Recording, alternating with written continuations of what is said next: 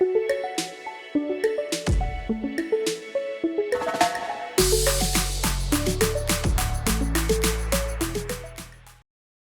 today we're being joined by Kim Kline. She's running in Florida House District 2. She is a non-party affiliated or NPA candidate, and we're here to learn a little bit about her legislative priorities. How are you doing today, Kim?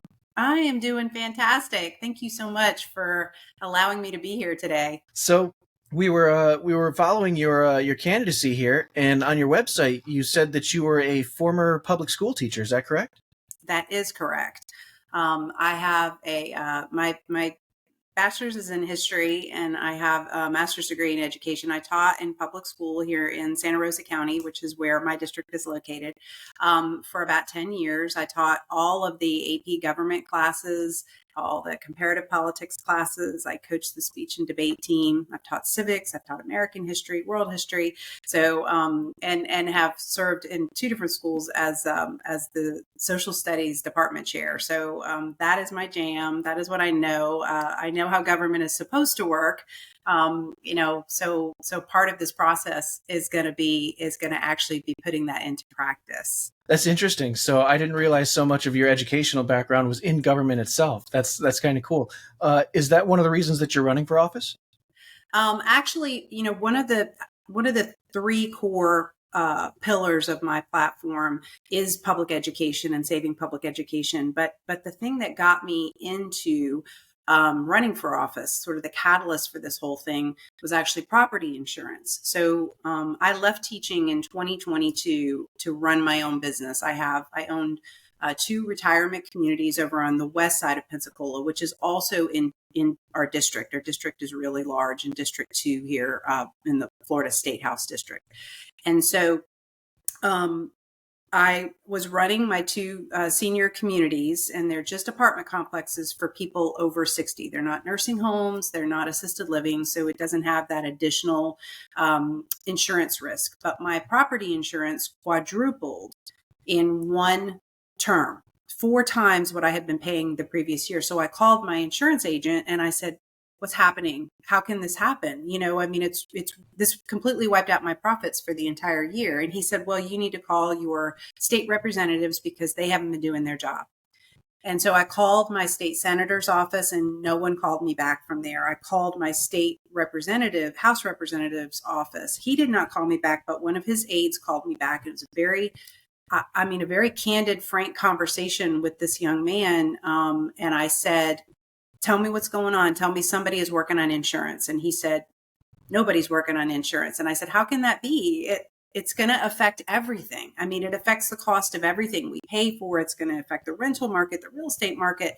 And he said, "Well, ma'am, insurance isn't sexy. People won't vote on insurance." And so I was like, "Yeah, I think they will. I actually think they will." And so as I sort of got into a deep dive about property insurance, I realized that there have been people that were much more educated in this field than I am that have been screaming for insurance reform since at least 2011. And they've been saying, "Hey, if the state doesn't get on top of this insurance situation, we're going to be faced with a crisis because it is not stable, it's untenable, and there's no reason for the private industries to stay." And so that kind of led me down that rabbit hole and realizing the connection that between property insurance and the cost of affordability and housing in our area. So the 3 things that I am focused on are the 3 things that I know firsthand and have firsthand experience with, which is property insurance reform, the affordability of homes and rentals and property ownership in our community, and public education, and making sure that public education is able to recruit the best teachers and offer the best programs and allow schools to be able to be responsive to the needs of the kids within our individual communities. So it's not, I don't believe that one size fits all education works for anybody. I think that it definitely, local districts need to have the flexibility to be able to create educational programs that fit the needs of the students and the communities that they serve. And that is not been the case, at least for the last 20 years that I've lived in Florida. Can you tell me why you decided to run as a non-party affiliated? So my decision to run as a non-party affiliate essentially was just a matter of that's who I am. I mean, I'm an independent. I had not had any plan to be doing this at this period of my life. But if I was going to do it, I was going to be authentic and say that I truly do believe that I don't fit in either party. And I think there's enough people that are in my district that I know personally that are very unhappy with the two-party system as it stands today. So my idea is running as an NPA or an independent is not to blow up the system, right? I'm not here, I mean, if you're a Democrat, you can vote for me. If you're a Republican, you can vote for me. I'm fine with that. I'm not excluding anyone. But what I believe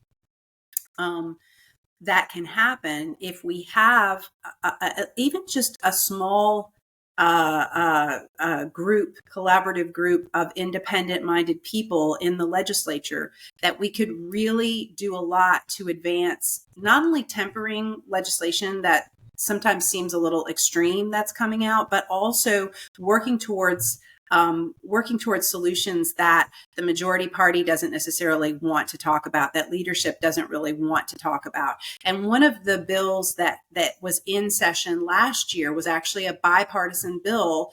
It's called HB 1213, and it was a Republican South Florida senator House member and a Democratic House member. And they got together and they were advocating for this idea, which was proposed by Florida Tax Watch back in 2011, which was reforming property insurance by restructuring Citizens, which is our state-owned company, and now is the largest insurance company, has the largest number of policies in the state of Florida.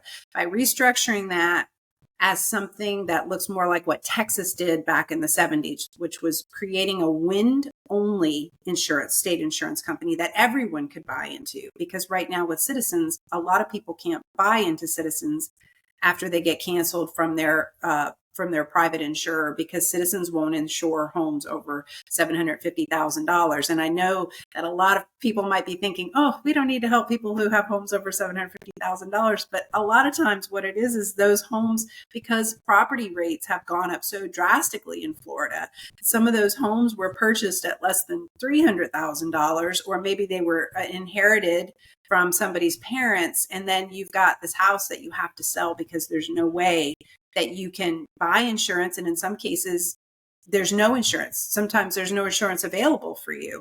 So if we created a wind-only policy where everyone could buy into it in the state, and we push all the other parts of home insurance policies like fire and vandalism and those types of things, we push those back out into the private companies again. Well, then we've reduced the biggest cost, the biggest risk from covering Floridians for those companies. So the theory is that the bigger companies will come back again, State Farm and Farmers and Allstate, that all used to write policies in the state 10 years ago, but are not running policies in the state anymore. So if they came back, they would be able to make money here. At the same time, our wind pool would be more like a mutual insurance pool. So there'd be no payouts at the end. If we had a quiet year, that money will roll back over into the next year. And a couple quiet years, we've got, a fully funded, self-funded insurance pool here. Now, if we get hit with 4 storms in a year, could it deplete the pool? Absolutely. But if we get hit with 3 or 4 storms in a year, we're going to deplete the insurance market that's here anyway, and we're going to end up having to go to the federal government for help. That's just a fact. So I don't think that that's a good argument to say we can't self-insure our wind mitigation in this state. I think that we've just gotten to the point where the private market is making it very, very difficult for us to be able to stay here and live here. Because the cost of home ownership is now becoming outrageous. And it's not just home ownership. Like I said, it's this insurance is huge. And maybe it's not sexy to talk about, but the reality is that it impacts everything. Everything that we buy is more expensive because of the insurance. It's more expensive for our schools to operate. I've talked to the superintendent of both Santa Rosa County and Escambia County schools. The Escambia County school superintendent told me that school insurance on the buildings themselves have more than doubled as a result of this crisis. So that's that much less money that is not going to the kids. It's not going to teacher raises for retention or recruitment. I mean, it really is affecting everything. And so when we start talking about a lot of other things, we're kind of avoiding the fact that there's a giant hole in the roof right now, and in our state, and no one seems to be making, no one in leadership seems to be taking it seriously. So if I get there, and other like-minded legislators come together, we should be able to get at least more public awareness, more public education, so that folks understand what is at stake and they understand what this bill would do and how it could positively affect them. And I think that that's what I'd like to see, it get a real hearing. I'd like to see it make it through committee, and I'd like to see HB 1213 come up for a vote and have enough people in the legislature who would actually vote to support it. You know, that's a really interesting perspective, that by controlling for largest liability for the insurance companies, which would be wind coverage, that you're hoping that the private companies come back and maybe introduce a little bit more competition back into the market so that we can lower prices on all the rest of the insurance. Correct. And by having a not-for-profit model for the wind coverage, basically you can continually roll over that pool of money into subsequent years in case you don't have any storms. I think that's a really good idea, actually. So I noticed that you keep, every time we talk, you keep going back into public education. It seems to be a really important issue for you. Can you tell us a little bit about your stance on public education? Yes. I think public education is the single greatest right that children living in our state have. I think that the right to a free, fair, and public education can create such it can create real bridges out of poverty. It can enlighten our children. It can open them up to so many different things, so many different avenues in life, from careers. A great teacher can make you rethink everything. And most importantly, a great teacher can make you be so happy and proud that you are an American citizen, that you were born in this country, to a whole wealth of opportunity that not everyone in this world has. So I think that there's this unifying effect that public education has. But I think that right now public education is under attack in our state. And this is not new. I can tell you, I've seen this from the time, even before I became a public school teacher. I saw this kind of steady train of abuse against public education, attacking teachers, attacking administrators, more recently attacking schools and librarians. And I mean, it just, it's been relentless. And I don't quite understand what happened, but I feel like the most important thing that any representative can do is be a champion of public education. That is what we're supposed to be offering. That is, like I said, a state constitutional right for children in the state of Florida. So what does education look like? The best education, I think, looks like education that is delivered individually to communities. I live in a fantastic school district. I live in, my kids all went to Gulf Breeze schools, which and among our area consistently rank among the top in the state. And one thing I can tell you, I think has been such a benefit of that school is that the entire community revolves around the school. The campuses are right in the center of town. Everybody goes to the school football games. The local newspaper is all about, school stuff. And I think that that same model needs to be applied to every community throughout the district.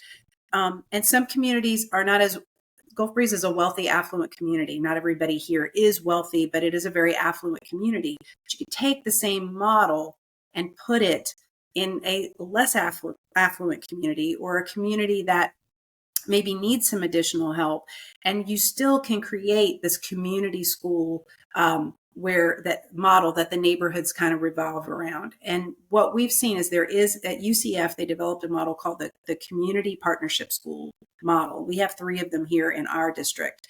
And the idea behind that is, in some schools that are in neighborhoods that are maybe struggling, you've got more resources in those schools, right? You have resource officers, but you also have social workers, and you have medical staff, like real nurses who can actually dispense Tylenol if a kid has a fever, and the kid can be in the clinic until mom can get off work to come and pick them up. Because in some communities, it's not. In some families, if you leave work, you don't get paid. You leave work and you may risk losing your job. And so having schools that understand that and that can help work with parents within the community is something that we see is greatly improving kids' attendance, kids' resilience, kids' ability to do better in school, kids' ability to come to school and learn, because a lot of the issues that they may be dealing with in their life away from school are being helped and being accommodated for in the school setting. And so that's a public school model. It does cost a little bit more money to do that. But the results, at least locally, if you talk to Escambia County School Board members or the superintendent, as I have, they will tell you that the gains in those schools have been tremendous. And so I'd like to see that, as opposed to the model that we have now, which is really based a lot on standardized testing models, the school grades determining whether or not schools get extra resources.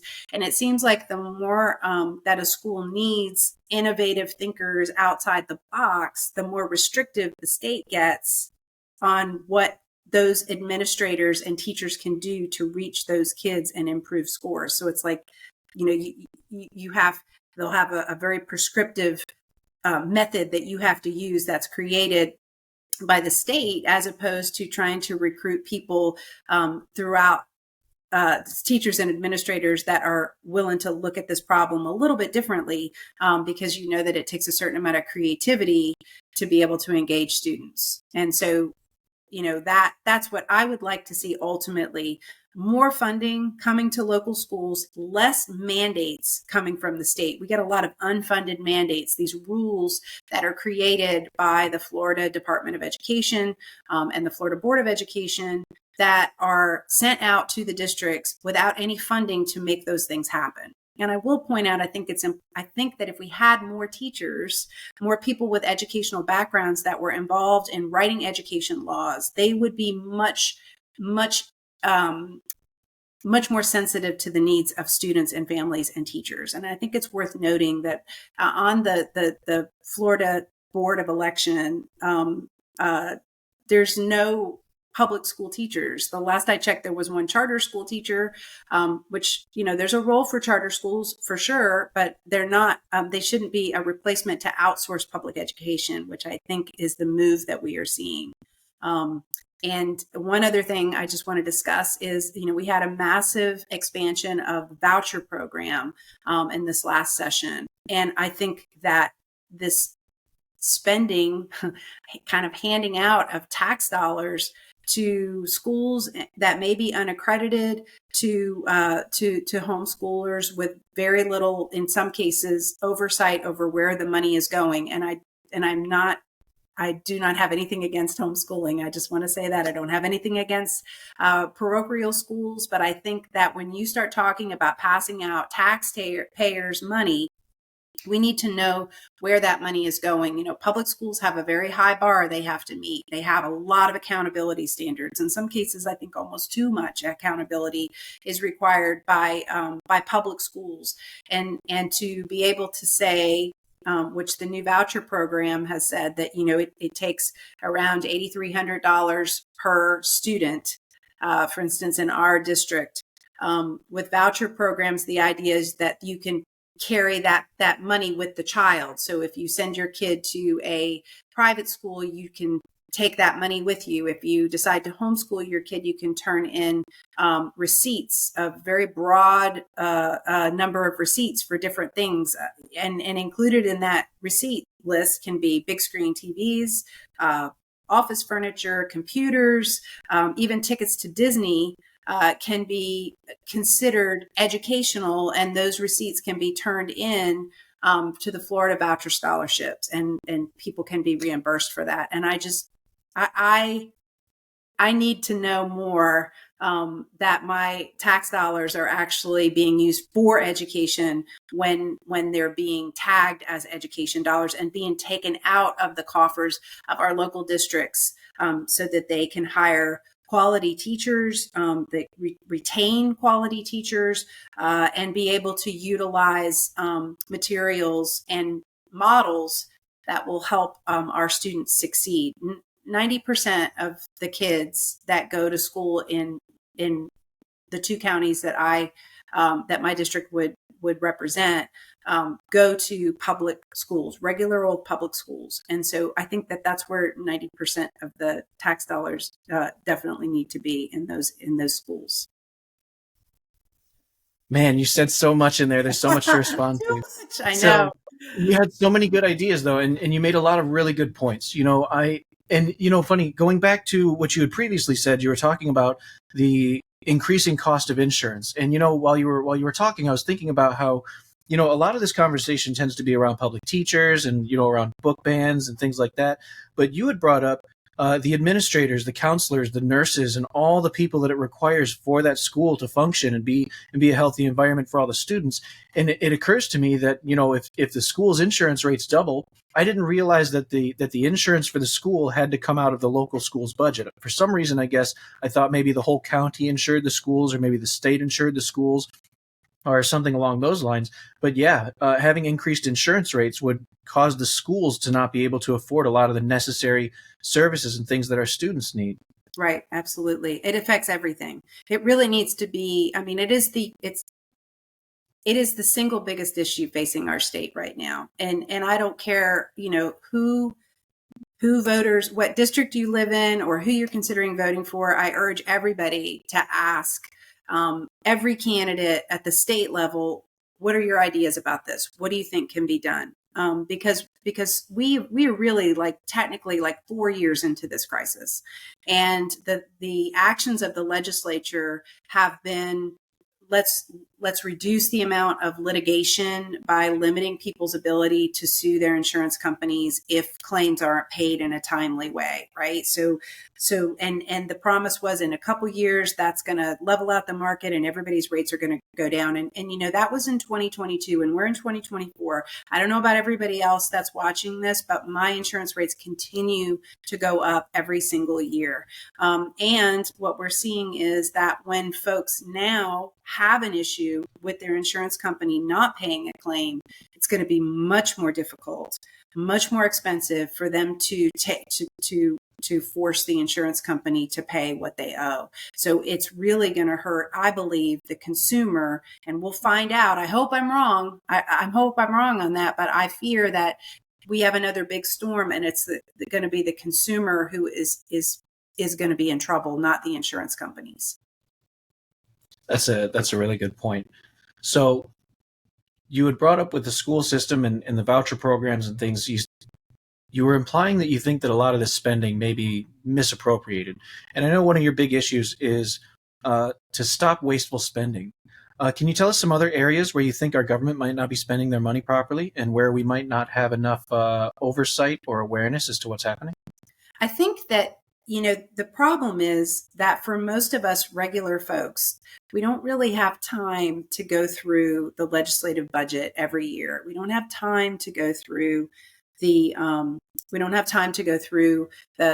governor's budget, that he creates as well. So I think that what we really want is accountability for where that money is being spent, when things are being cut and when things are being added, for sure. So one of the things that I noticed was in my local community, there's a lot of talk of appropriations spending, right? Appropriations, for those of you who don't know, is the money that falls outside the general budget, that legislators are able to, this is like bringing home the bacon. And so I would say pushback that I get sometimes is people concerned that I won't have access to the same appropriations funding because I'm not a member of a party. And so a lot of the appropriations funding, I would argue, though, that was promised this year only went to certain select groups. And a lot of the stuff that I feel like legislators felt like were going to be coming back home did not survive the governor's veto pen recently. He cut a lot of funding, almost all the arts and cultural funding across the state, $60 million.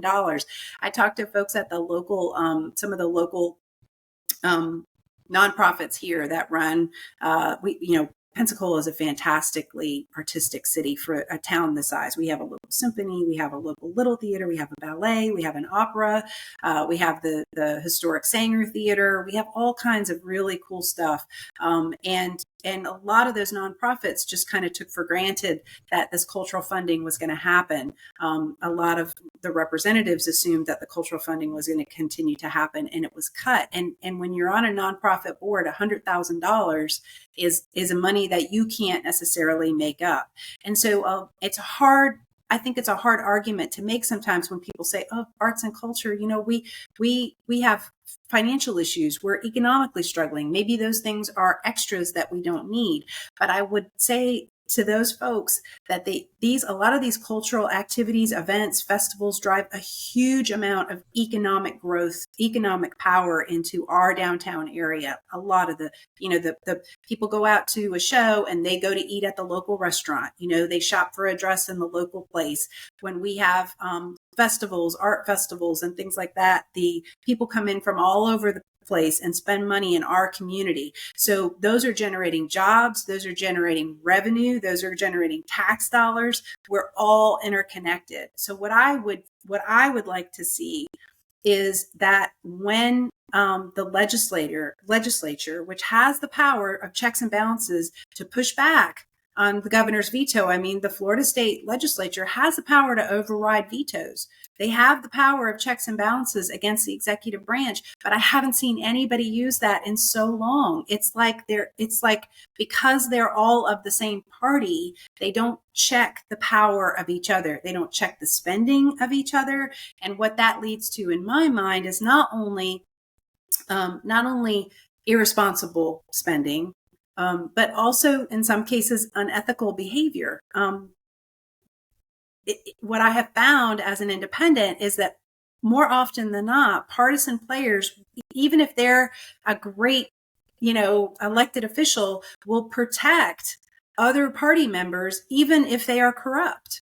And that is in our particular neck of the woods. I hear about those complaints all the time in Escambia and in Santa Rosa County about officials that individuals feel like are not being held properly accountable for their spending or for their activities. So I think that I've talked way around a great big circle about this, but I think it is more about voter accountability and making sure that when money is spent in one place and cut in another place, that we, the voters, understand why that money is being spent.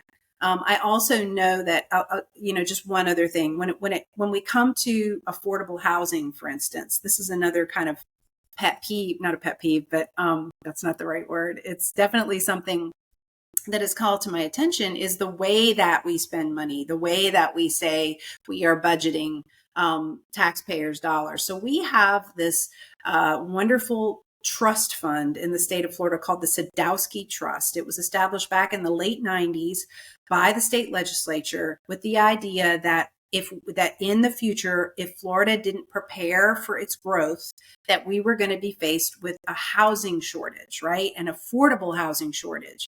So they set up this trust fund, and it was completely self-funded. It's funded by real estate transactional fees. When you buy a house and you pay dock stamps, that's one of the things that those taxes on dock stamps go into this trust. So the trust is completely funded by real estate transactions.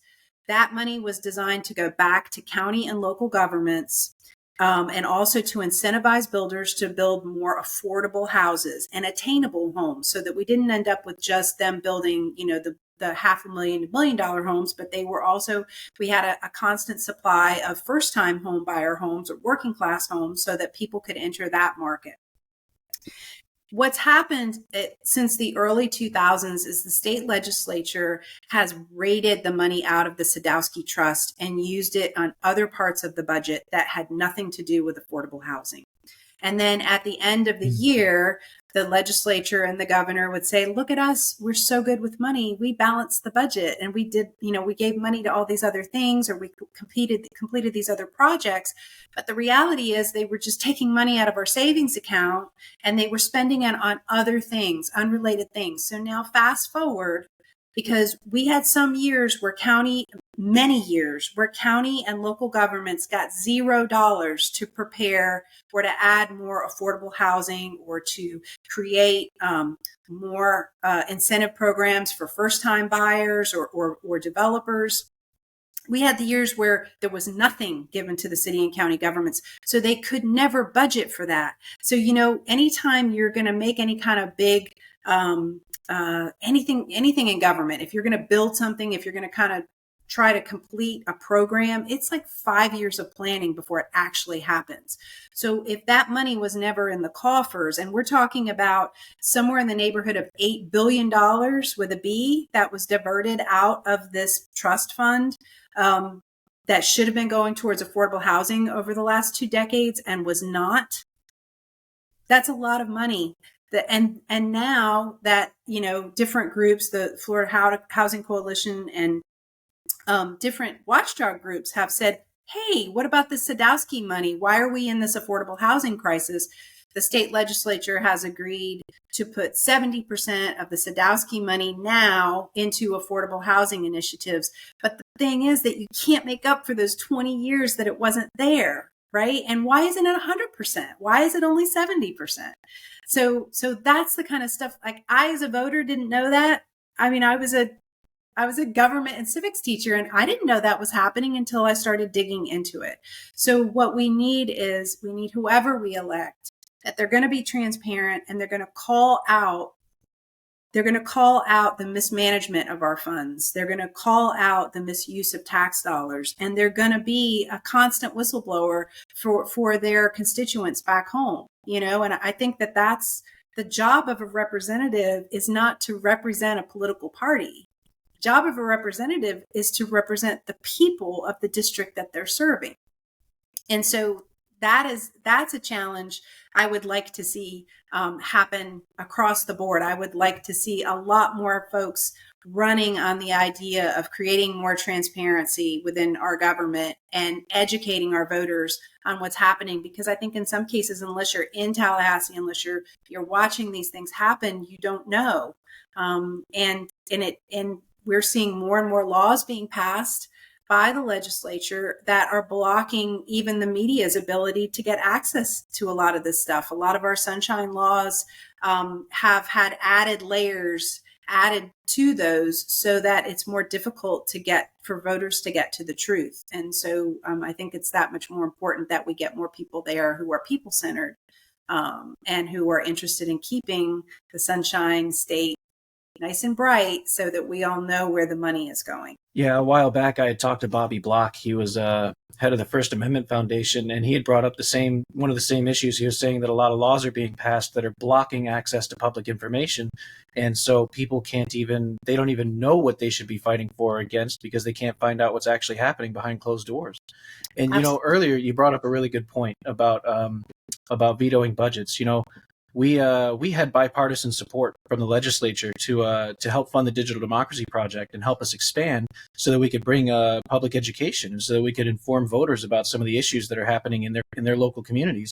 And unfortunately, we had our funding vetoed as well. And that's very unfortunate, because one of the things that I think that is so promising about the Digital Democracy Project is that it does give a certain amount of accountability. Not only does it increase voter engagement, but it gives voters the ability to see exactly what is being voted on. It's a really, really important project that I think would be very, very beneficial to the voters across the state, for sure. Well, we really appreciate your support. And yeah, we're going to make it. We're going to figure it out.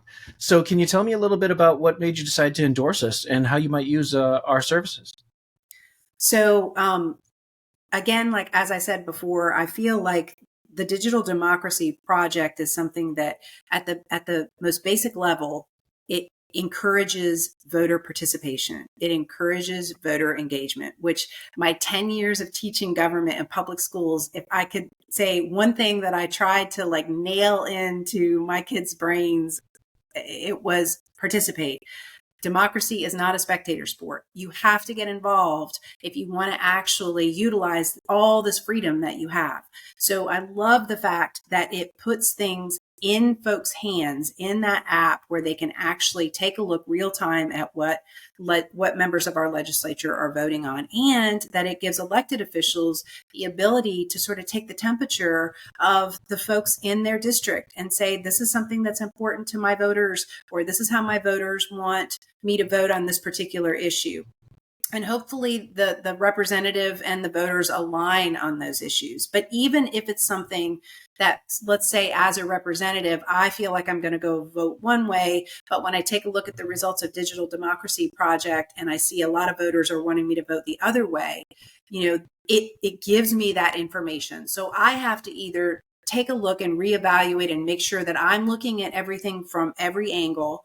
And I also have to go to my constituents and make a case for what it is that I'm voting for, because maybe they're not privy to all the information that I've seen as a legislator, excuse me. So it encourages me to be a better representative, because I am either going to either listen to what my folks want, or I need to be able to convince them that what I'm doing is correct. And if I can't do those things, then it's fair for them to question whether or not I'm the person that should be representing them. So it keeps us all honest, and it increases engagement, and it allows us to better communicate with the wants and needs of our constituents. I don't necessarily see a bad side, as long as we continue to get a lot of people to sign up for this program and get involved. Yeah, that's our goal. Like you were saying, people have busy lives. They have to go to work every day, and they don't have time to sit down and comb through the state budget and figure out what was vetoed and what wasn't, what we're spending money on and where we're not. Right. And I think what this is a project designed to show people what laws passed through the legislature, which laws didn't pass, and whether or not your representative is voting in your best interests. And so we're trying to introduce accountability so that voters can be educated and make the most informed decisions possible when they go into the ballot box and elect their next leader. Yeah, absolutely. I think it's a great project. I will definitely be asking my voters to use it for sure. Well, we certainly appreciate that. So you were talking a little bit about misappropriating money. You were talking about the Sadowski Fund and how they're just now committing to spending 70% on actually doing what the entire program was designed to do, even though they had kind of been taking money out of it for decades. There was another tax. I think Senator Carlos Smith had talked to me about a tourism tax. And I guess the tourism tax was designed to kind of rebuild the infrastructure for the communities that have a lot of tourists coming in, because the funding that goes into those communities tends to match the relative size of those communities. But when you have lots and lots of tourism, you've got so much more infrastructure being used, they need additional money. And so that tourism tax is supposed to maintain facilities and the towns. And unfortunately, I guess they're being forced to spend some large percentage on that, just on advertising to generate more tourism without reinvesting in the infrastructure that supports that tourism. Can you tell me a little bit about your opinions on that? Well, that's a really interesting point. I know that locally, infrastructure is a constant on everyone's mind and concern, because we're experiencing in Northwest Florida explosive growth. So and we also have a huge tourist industry here. Pensacola Beach is a very popular vacation destination. It brings a lot of tourists into our area. I think for us, funding for that would certainly be helpful if it went more towards infrastructure. We are also trying to raise funds locally through impact fees. We have an impact fee in Santa Rosa County on the ballot. They typically do not do well here. The local residents vote on impact fees. Escambia County, which is also part of the district, they use impact fees more often. They have a higher population as well. But what we're seeing now is that people, I think, are starting to recognize that we have to have some way to pay for the infrastructure that's happening. So we have all of this new development, and the folks that are moving in here permanently are increasing the number of students in our schools, and we don't have enough seats. Our roads are becoming more and more congested. We definitely have a housing shortage, right? A shortage we don't have a housing shortage of the more expensive $500,000 up homes. What we have a shortage of is working class homes in this area. For every 100 people in our area that live 30% below the average median income, which around here is about $72,000 a year, there's only 32 available housing units that they can afford. So that's a huge discrepancy between sort of working class folks and the folks who have, if you take a look at the people who live 30% above the AMI level, that's like 100 to 101. Like there's 100 homes for every 100 people. So they've got that part right.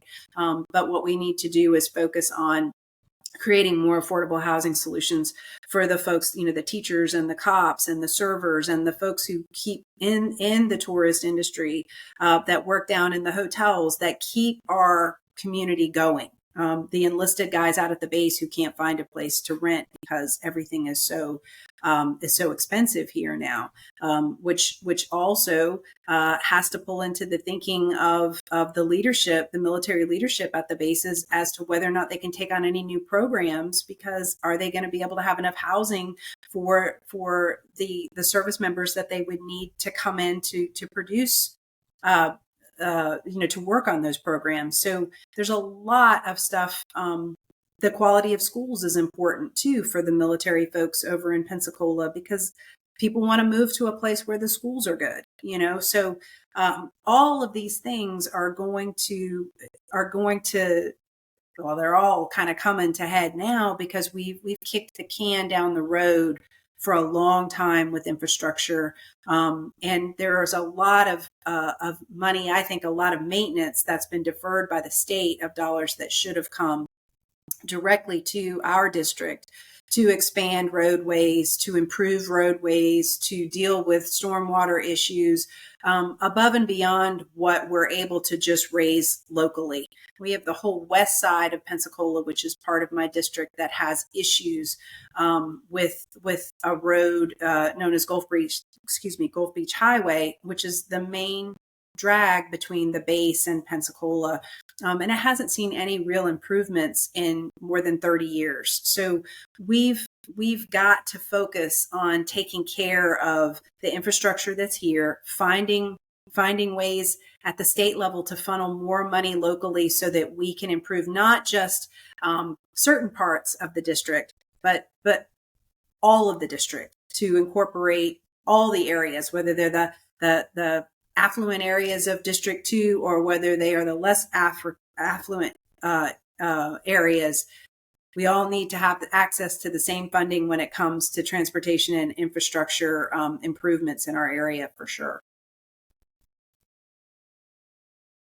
So I think another one of your issues that you've been running on is the concept of us losing local power. And you've kind of touched on it in your last statement. I think that, you had brought up how we seem to be robbing Peter to pay Paul in a sense, right? We're misappropriating funds from things that should be reinvesting in our infrastructure, and we're using them for other things. And then we say, hey, look how good we are with money. I know that there are some other issues going on where, like, the state has said that local municipalities can't pass labor laws that are specific to their communities and things like that. What are some other areas where you think local power is being lost? Well, for here locally, the vacation rentals is in my district, that's a big concern. So recently the legislature moved a lot of the regulatory power of Airbnbs and VRBOs vacation rentals to the state. So it's taken up kind of a level of community oversight away from those of us who live in areas that have a lot of these properties. And it's always this fight over property rights versus the rights of the community. And there's a real struggle there.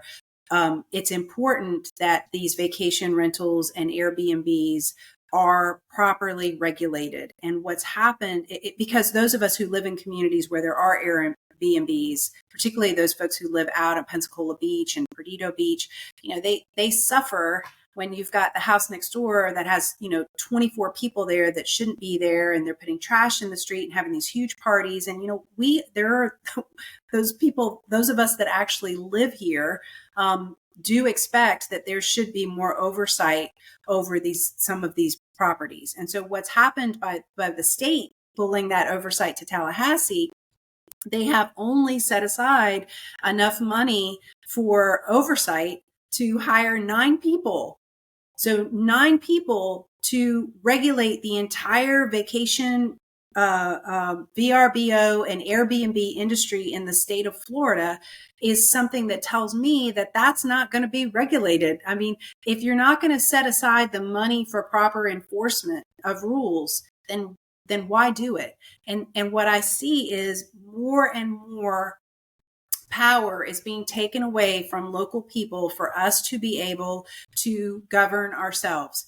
I am not saying that that the local governments should be able to strip away the rights of property owners when it comes to Airbnb and them being able to rent out their homes as vacation properties. I'm not saying that at all, but I think that there has to be a balance there for those of us who live, the neighbors who live in those communities, to make sure that the folks who are renting those houses are not being disruptive to our way of life either. They're here as tourists, but also as visitors to our community. So I think it's important that everybody have a say in this.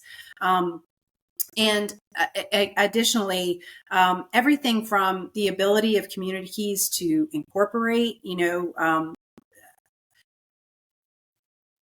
we have to have local power first.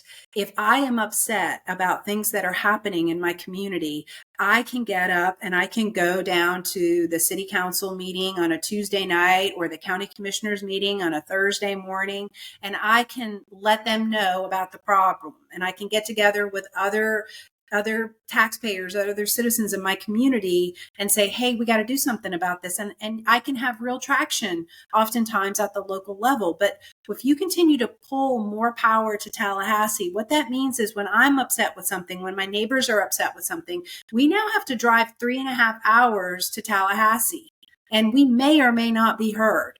And so what that tells me is that the voice of the people is going to be more and more drowned out by the voice of lobbyists for corporate and special interests who are camped out at the Capitol all the time.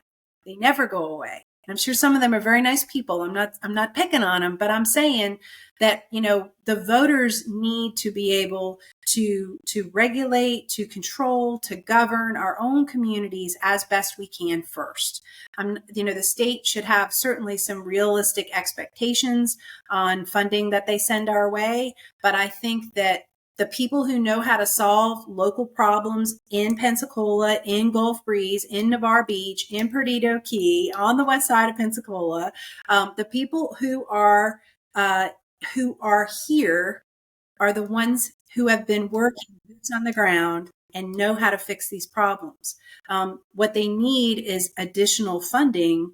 What they don't need is mandates and a loss of our ability to solve our own problems on the community level, because that's where we know what we need. And we are not Miami, and we are not Tampa, and we are not Jacksonville. We are Pensacola and the areas surrounding there, and we are unique and we are wonderful, but we are fully capable of governing ourselves. So don't continue to take the power away from the people here. So that's a big goal of our project, is that, we know there are people that can't make it on a Tuesday night sometimes. They have to work, they have to take care of their families, they have unexpected emergencies. We know there are people with disabilities that can't get there, but they will need to have their voices heard.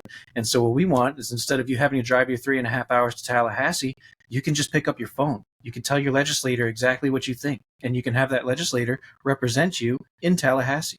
So I think that in order for us to be able to have that local power, we need to all participate. And so this is certainly, the Digital Democracy Project is a tool that's supposed to encourage participation so that legislators know what their people need and to return power back into the hands of local people. So, Absolutely. Kim, I know that you're busy, and I know that you've got a lot of campaigning to do still. So thank you so much for joining us. Are there any other issues that you think that we haven't touched on that you think voters need to know about? No, I would just, as a person who's running as a no party affiliated independent candidate, I would just really encourage voters to take a look at individual candidates, to really question individual candidates, to make sure that they have policy ideas, make sure that they're running for the right reasons. A lot of folks run on, ideological reasons based on, national party issues or global issues. But the reality of it is that you have the ability to send individual representatives to represent the best interests of your district. When we look at state house races and we look at state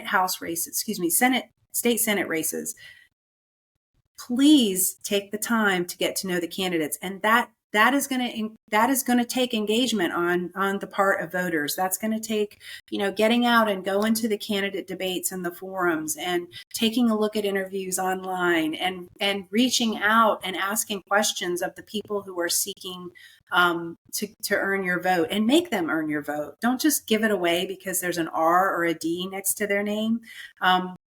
Make them earn it, and if you are a particular voter who thinks that you don't necessarily have a party that represents you, maybe you've been called a rhino or a dino, or maybe you've just always been independent, understand that part of what we're doing in this campaign is trying to create a path for independent and NPA candidates to be able to run, to be able to actually compete.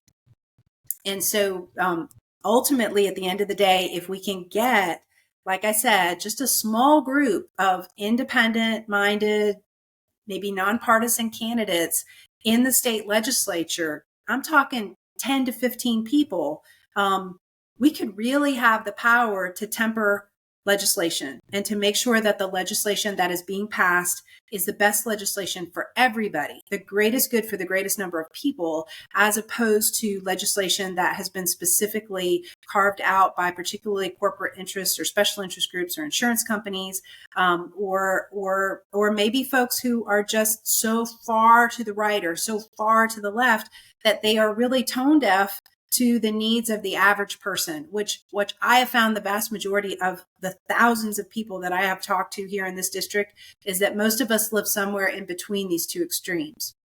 So the only way that you're going to get more good candidates running is if you start demanding it. Right? If you start paying attention and you start listening to all the voices as opposed to just the voices that partisan leaders tell you to listen to. So I hope that you voters will consider that as you make your way to the polls this November. Kim, thank you so much for your time. We really appreciate you taking your time out from your campaigning to talk with us. And if you don't mind, I think we'd like to schedule another interview in the future and talk about some of the other issues that you learn about. Absolutely. I would love that. Thank you so much for giving me this opportunity. I really appreciate it.